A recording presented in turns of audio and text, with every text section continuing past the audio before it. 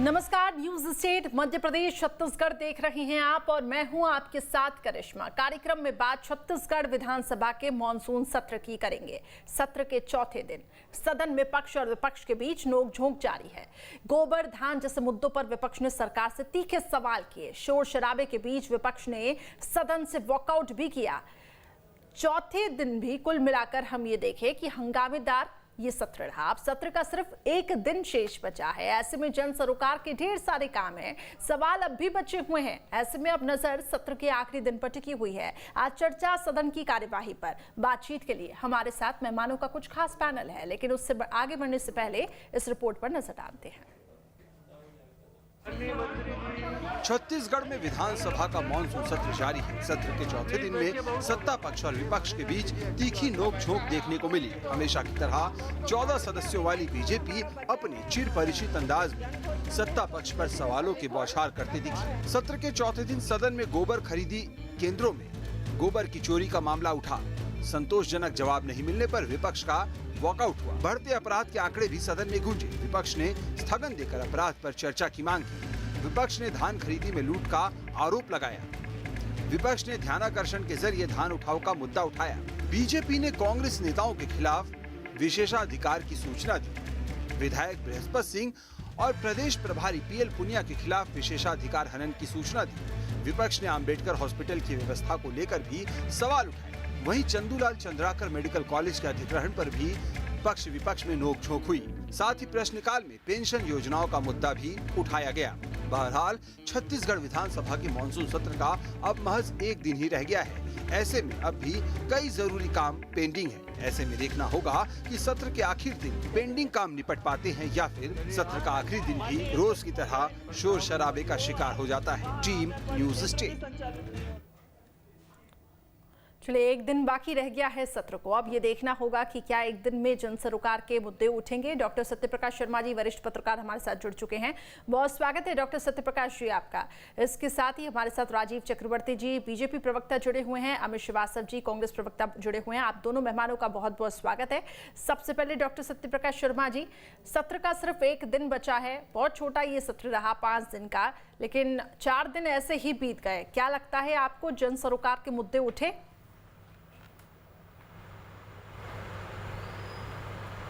जी करिश्मा जी, आप बिल्कुल सही बात कह रहे हैं। लोकतंत्र की एक ब्यूटी है, चाहे वो हम असेंबली की बात करूं या पार्लियामेंट की बात करूं। ज़्यादा से ज़्यादा इशूज़ पर डिबेट होना बहुत ज़रूरी है।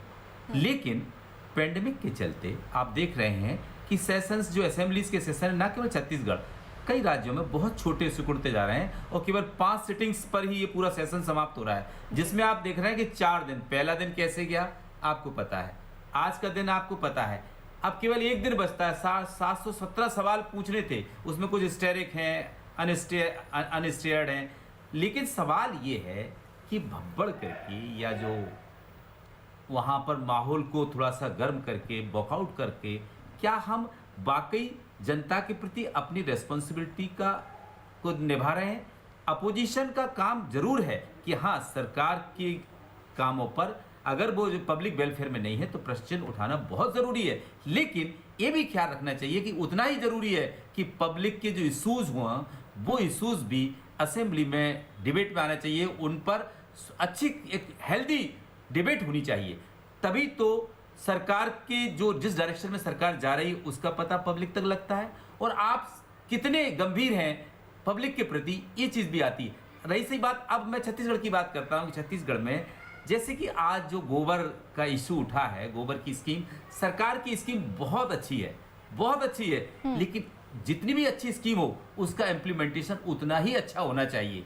ये भी सरकार की ड्यूटी है। तो कहीं ना कहीं देखो, आपको मैं बताऊं, आज मैं फिर इसका जिक्र कर रहा हूं, इस योजना को ना केवल कई राज्य बल्कि सेंटर ने भी इसकी तारीफ की है, सराहना की इस योजना की। अतः सरकार इस मामले में बेहद गंभीर होना चाहिए कि हम विधानसभा में जरा सी भी बात पूछें तो उसकी पूरी तैयारी करके जाना चाहिए। जैसे कि आज मैंने देखा कि जो चौबे जी ने जो जवाब दिए हैं नेता प्रतिपक्ष के या अजय चंद्राकर जी के, वो जो जवाब दे, उन जवाबों को उतना इफेक्टिवली नहीं दे पाए जितना कि सरकार को देना चाहिए, क्योंकि ये सरकार का ड्रीम प्रोजेक्ट है और इसने देश में बहुत नाम कमाया है। जी ठीक करिश्मा है। जी। राजीव चक्रवर्ती जी, क्या लगता है आपको कि विपक्ष होने के नाते आपने वो मुद्दे उठाए जो उठाने चाहिए थे?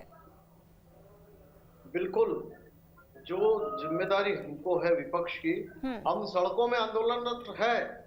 ये आंदोलन हमारा चल रहा है शराबबंदी को लेके, जो कृषि में जो इन्होंने वादे किए थे, कि आज जो यूरिया खाद की कालाबाजारी चल रही है, वो उसको लेके हम सड़कों पर हैं। इसके अलावा आज सदन में भी हमारा परफॉर्मेंस दिखा कि जिस प्रकार से गोबर खरीदी के नाम पे महाभ्रष्टाचार का खेल चल रहा है, उसको हमने सदन में उठाया।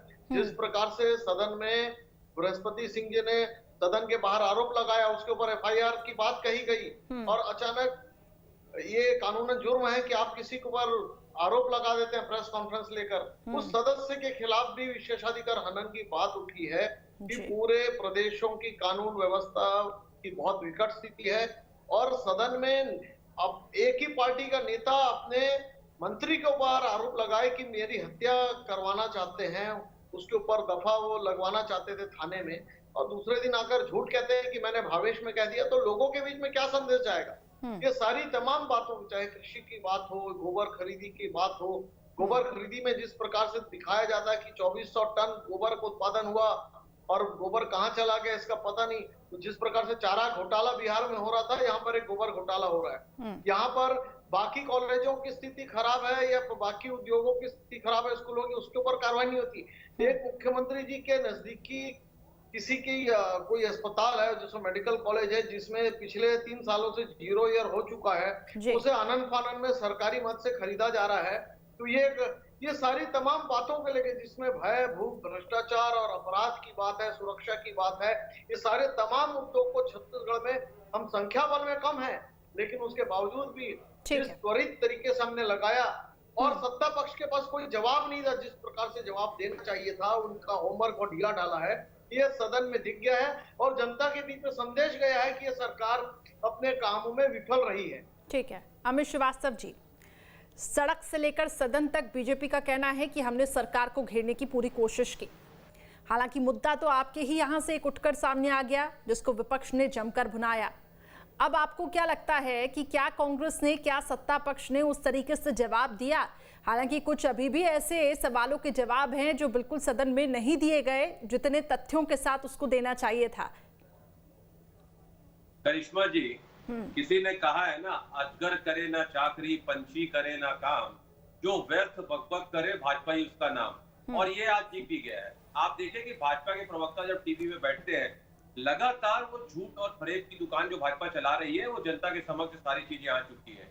इन्होंने जिस पूरे वाकया का जिक्र किया, अगर पहले दिन, दूसरे दिन अगर वो मैटर सॉर्ट हो जाता है, चौथे दिनों तक इनसे पूछिए जनता से सरोकार का जो भी मुद्दा है, क्या उन्होंने उठाया, नहीं उठाया। और लगातार जिस प्रकार मैंने कहा, ये झूठ की दुकान चलाते हैं, जनता को ठगने का काम करते हैं, और अपने जिस प्रकार से इनमें खुद एका नहीं है, ये प्रश्न पूछते हैं। बड़ी अच्छी बात है, हम तो चाहते हैं करिश्मा जी कि हमारी सरकार है, और ये अगर प्रतिपक्ष में है तो इनका अधिकार है और संविधान प्रदत्त अधिकार है कि ये जो प्रश्न इनको पूछना है वो लगाएं। दिक्कत कहाँ थी? देखिए, हम सरकार में होकर तैयार हैं इनके एक सवालों का जवाब देने के लिए, लेकिन दिक्कत यहाँ पर है, ये प्रश्न लगाते हैं, और जिस चर्चा में इनको भाग लेना चाहिए, पार्टिसिपेट करना चाहिए करिश्मा जी की, जैसे ही कोई मंत्री जब वक्तव्य देने के लिए खड़ा होता है, कोई कैबिनेट मंत्री उस पर वक्तव्य देने के लिए खड़ा होता है, तो ये उस चर्चा से भाग लेते हैं। इट मींस जब इनको पार्टिसिपेट करना रहता है, उस चर्चा में भाग लेना चाहिए। नहीं, विपक्ष का ये कहना है कि खाद बीज के मुद्दे पर सवाल पूछा गया तो सत्ता पक्ष ठीक तरीके से जवाब नहीं दे पाया।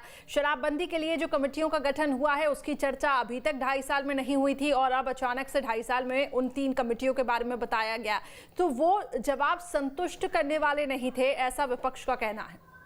देखिए, मैं तो एक ही चीज कहना चाहूंगा कि हम उम्मीद किससे कर रहे हैं। आप देखिए कि जिस प्रकार से लगातार कहते हैं ना करिश्मा जी कि हम तो सारे प्रश्नों का जवाब देने के लिए तैयार हैं, और लेकिन छत्तीसगढ़ में जो सशक्त विपक्ष की भूमिका जो भाजपा को निभानी चाहिए, हम उसको मिस करते हैं। इन्होंने कहा कि आपने कितना गोबर खरीदा, बिल्कुल मंत्री जी खड़े हुए, मंत्री जी ने कहा गोबर खरीदी योजना के तहत हमने गोबर खरीदा, 4,86,904 टन गोबर हमने खरीदा, 97 करोड़ रुपए हमने उस पर भुगतान किया। खरीदे गए गोबर से वर्मी कंपोस्ट, सुपर कंपोस्ट तथा अन्य सामग्री का उत्पादन किया जा रहा है। 11,000 गौठानों का हमने काम हमारे यहाँ चल रहा है और 1000 से ज्यादा गौठान जो है तो स्वतः ही स्वावलंबी हो गए हैं। इन्होंने पूछा किस प्रावधान के तहत आप वो गोबर की संपत्ति का मालिक कौन है। मंत्री जी ने कहा पंचायती राज अधिनियम के तहत पंचायत ही उसकी असली हकदार है। और लगातार सारे जवाब उन्होंने दिए। और जिस प्रकार से फिर इन्होंने कहा, दूसरा प्रश्न आपका मैं कहता हूँ शराब के विषय में जो आप थी, देखिए 21 सोसाइटी जिस प्रकार से सामाजिक संगठनों को बनाया गया था उसका मेंबर, और ये आज कह रहे हैं कि आपने बताया नहीं। तो शराबबंदी के लिए जो भी समिति गठित की गई थी उसमें आज तक बीजेपी के नेताओं ने नाम नहीं दिया। और देखिए तो क्या उनको न्योता दिया गया था? क्या उनको बुलाया गया था उस कमेटी में शामिल होने के लिए, हिस्सा लेने के लिए? देखिए करिश्मा जी, ये कोई शादी ब्याह है नहीं कि हम भाजपा के राजीव चक्रवर्ती जी क्या कहेंगे, क्यों नहीं पहुंचे आप कमेटी में? आखिर आपने हिस्सा क्यों नहीं लिया? करिश्मा जी, ये 2.5 साल से झूठ फरेब कपाल कल्पित बात कह रहे हैं कि हम शराबबंदी करेंगे। हमने 3 कमेटियां बनाई गई, प्रशासनिक कमेटी बनाया है, सामाजिक कमेटी बनाई और राजनीतिक कमेटी बनाए। 2 कमेटियों का कोई पता नहीं कि प्रशासनिक कमेटी की कौन सी बैठक हुई, क्या रिपोर्ट आई। सामाजिक समितियों का कोई खबर नहीं है कि उनके कितने सदस्य लिए गए, कितने नुमाइंदे लिए गए। ये चूंकि शराब माफियाओं को संरक्षण दे रही है और चाहती कि जब पेंडेमिक के समय दवाओं की आवश्यकता थी, ये दारू बांट रहे थे घर घर में होटलों के माध्यम से। ये जनता जानती है और आपकी सजग प्रेस और मीडिया जानती है कि क्या चल रहा था। तो ये लोग कहते हैं कि हम शराबबंदी करेंगे लेकिन तारीख नहीं बताएंगे, और उस तारीख के लिए हमें कमेटी बना दी है सो कॉल्ड, और उस कमेटी का कोई अता पता नहीं है। और फिर बोलेंगे कि उस राजनीतिक कमेटी में भाजपा के भी लोग थे, हमने अगर शराबबंदी नहीं की तो भाजपा से पूछिए। तो हम इतने बेवकूफ हैं कि आपकी बाकी 2 कमेटियों का कोई अता पता नहीं है। और 5 साल तक जब आप गंगा की झूठी कसम खाकर आज तक शराबबंदी नहीं किए हैं, फिर जनता के सामने बोलेंगे कि हमारी राजनीतिक कमेटी में तो भाजपा भी है, अमित श्रीवास्तव जी जवाब दीजिए, पूछ लीजिए। तो हम इतने बेवकूफ नहीं है, हमको मालूम है कि आपकी मंशा है कि आप शराबबंदी कभी नहीं करेंगे। आप कमेटियों का खेल खेलकर शराब का प्रचार प्रसार कर रहे हैं। शराब बार की 135 दुकानें खोल दी गई है, ये शराबबंदी का एजेंडा है। गली गली में शराब की नदियां बहाई जा रही है। छत्तीसगढ़ को शराबगढ़ बना दिया गया है, छत्तीसगढ़ को अपराधगढ़ बना दिया गया है, छत्तीसगढ़ को और ये बड़े सीरियस है। ठीक है राजीव जी, उनको भी सुन लेते हैं। ठीक है, आपने जो प्रश्न उठाए हैं सुन लेते हैं, कुछ अगर आपको ऐसे लगे तो आप काउंटर कर सकते हैं। जी अमित श्रीवास्तव जी। करिश्मा जी, इस दौर में लोगों में कहां हम वफा ढूंढ रहे हैं, कहां हम बड़े नादान हैं साहब। शहर की शीशी में दवा काफी शायराना अंदाज में नजर आ रहे हैं अमित जी आप। बिल्कुल सुनिए करिश्मा जी, इन्होंने कहा कि हमने कमेटी में किसको रखा। मैं आपको बता दूं सदस्य का नाम, एक्साइज कमिश्नर, उसके प्रेसिडेंट, और क्या बोलते हैं पद्मश्री जो है बालोद से जो हमारे यहाँ है, उनको उसमें मेंबर रखा गया है। और इन्होंने आज तक नाम नहीं दिया है। और ये जो कह रहे थे तो मैं आपको बता दूं रमन, अरे सुन लीजिए आप सुन लीजिए राजू भाई, सुन लीजिए। देखिए क्या है, भाजपा के नेताओं में खैर की कमी है साहब। आप सुनिए ना, एक चीज मैं आपको नोट करवा देता हूँ। और आपने बोला जो कमेटी बनी उसमें बीजेपी के सदस्यों का नाम हमने मांगा था, आपने आज तक नहीं दिया, जो नाम आपने प्रस्तावित नहीं किया। और मैं आपको बता दूं कि हमारे द्वारा करिश्मा जी 55 दुकानों से ज्यादा मैदानी इलाकों में शराबबंदी की गई, शराब दुकानें बंद की गई, सारे प्रदेश में हुक्का बार बंद किए गए। और हमसे प्रश्न कौन उठा रही है? देखिए, शराब बेचने का सरकारीकरण किसने किया? पूर्ववर्ती सरकार ने किया, भाजपा सरकार ने किया। इनकी जब पहली बार सरकार आई थी तो राजेश आता था शराब से 400 करोड़, और जब ये गए चावल वाले बाबा, जब गए तो दारू वाले बाबा कहलाने लग गए।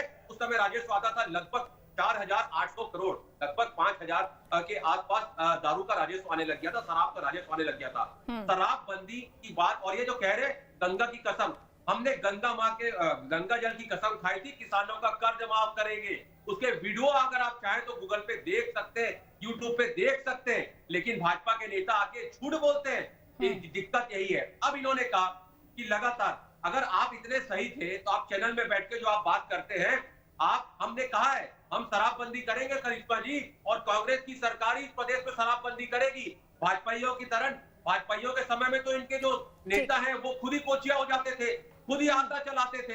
ठीक है अमित जी, तो 2.5 साल में हो जाएगी अमित जी, 2.5 साल में पूर्ण शराबबंदी का आपने वादा किया है घोषणा पत्र में। निश्चित तौर पे देखिए, ठीक है। देखिए मैंने आपको बता दूं कि आज भी जो कार्रवाई होती है, अगर उसमें कोई पकड़ाता है तो वो बीजेपी का कोई नेता ही पकड़ाता है शराबबंदी में, शराब की उसपे माफियागिरी में। और आपको मैं बता दूं कि लगातार हमने कहा है शराबबंदी हम करेंगे, एक संकल्प जो हमने लिया है। जी हम उसका राजीव जी, संक्षिप्त में रिएक्शन, इसके बाद में को डॉक्टर सत्यप्रकाश शर्मा जी के पास। लेकिन हम शराबबंदी नोटबंदी की तरह नहीं करेंगे, ये सामाजिक बुराई है, ये कभी नहीं करेंगे। दूसरी बात अरे आप देखिएगा, आप भी यही है, मैं भी यही हूं। मामला उठा है, स्वास्थ्य का मामला करिश्मा जी, स्वास्थ्य मंत्री जी को तो बिल्कुल गोप भवन में वो चले गए हैं, और छत्तीसगढ़ सरकार की स्वास्थ्य व्यवस्था खास करके मेडिकल कॉलेज, उनकी हालत बहुत खराब है, क्योंकि स्वास्थ्य मंत्री जी का कोई सुनता नहीं है। स्वास्थ्य मंत्री जी और मुख्यमंत्री जी के बीच में लड़ाई चल रहा है, रोजगार पे बड़ी भयंकर लड़ाई चल रही। जो शीत युद्ध था वो गर्म युद्ध में तब्दील हो चुका है, और जनता पिस रही इन लोग की लड़ाई में। जैसे कोरोना काल में दवाई मांगी गई, दारू दे दिया गया, उसी तरह से आज मेडिकल कॉलेजेस की हालत खराब है, और इतनी हालत खराब है कि जो बड़े ऑपरेशन होने चाहिए थे वो नहीं हो रहे हैं, और वो स्थगित किए जा रहे हैं, मरीजों की जान जा रही है। पूरी छत्तीसगढ़ की स्वास्थ्य व्यवस्था चौपट हो गई है। अमित जी, अस्पताल की व्यवस्था क्या आपको लगता है ठीक है? विपक्ष बार बार ये सवाल उठा रहा है कि विपक्ष बार बार ये सवाल उठाता रहता है कि कांग्रेस के नेताओं के बीच में ही कुछ ठीक नहीं चल रहा है। और जी कंप्लीट कर लीजिए आप सवाल। जी कर लीजिए। तो वही अभी हमने दूसरी लहर के दौरान भी देखा, रायपुर में सबसे ज्यादा बोझ पड़ा था अस्पतालों का। छोटे छोटे गांव में वो मेडिकल फैसिलिटीज नहीं थी, जिसकी वजह से अब बड़े अस्पतालों की तरफ लोगों को रुख करना पड़ रहा था, और रायपुर में इतने ज्यादा केस आ रहे थे कि लोगों को अस्पताल में बेड नहीं मिल पा रहे थे। क्या कहेंगे आप, व्यवस्थाएं हैं इस बार? देखिए 15 साल जो सरकार कमीशन पूरी, आप मुझसे पूछ रही है? जी आपसे ही पूछ रही हूँ। जी देखिए 15 साल जिस सरकार को स्वास्थ्य पे काम करना था, शिक्षा पे काम करना था, रोजगार पे काम करना था, उन्होंने क्या किया? कमीशन खोरी किया, माफियागिरी किया और रेत की दलाली की।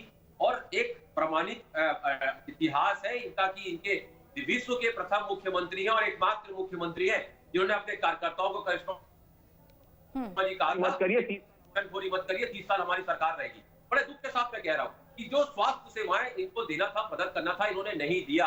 और आज जब हम आके, मैं आपको बता दूं कि अगर हम चंदूलाल चंद्राकर कॉलेज, जिसपे मैं आपको बताना चाहता हूं करिश्मा जी की 150 बच्चे हर साल डॉक्टर बन के निकलेंगे, अगर हम उसका अधिग्रहण करते, एक सरकारी अगर एक हॉस्पिटल हम खोलते हैं, बड़ा हॉस्पिटल अगर खुलता है 1000 करोड़ की जरूरत होती है, और अगर हम उस हॉस्पिटल को अधिग्रहण करते हैं तो इनको बात बच नहीं रही है। 700 बिस्तर का हॉस्पिटल है, लेकिन उसमें भी इनको नेतागिरी दिख रही है। हमने कहा हमारे बच्चे हमारे भविष्य है, और जनता और छात्रों के हित में और प्रदेश की तेजी से हम जो स्वास्थ्य चाहते हैं, जैसे हमारी सरकार का ध्येय है, सोच है कि गांव, आपने ठीक कहा कि कोरोना काल में हमने देखा कि अस्पतालों की कितनी जरूरत है, और अगर मोदी सरकार ने तो सिर्फ संपत्ति बेचने का काम किया, अगर हम खरीद रहे हैं, अगर लोगों की भलाई के लिए, लोगों ठीक है सर, मैं लौटूंगी आपके पास क्योंकि समय की थोड़ी कमी है। डॉक्टर सत्यप्रकाश शर्मा जी से भी एक्शन लेना है। अगर तैयार हॉस्पिटल मिले और उनको त्वरित सरकारी, ठीक है डॉक्टर सत्यप्रकाश शर्मा जी, ये आरोप प्रत्यारोप हम देख रहे हैं, लेकिन अब 4 दिन तो बीत चुके, हम सत्र पे ही आ रहे हैं।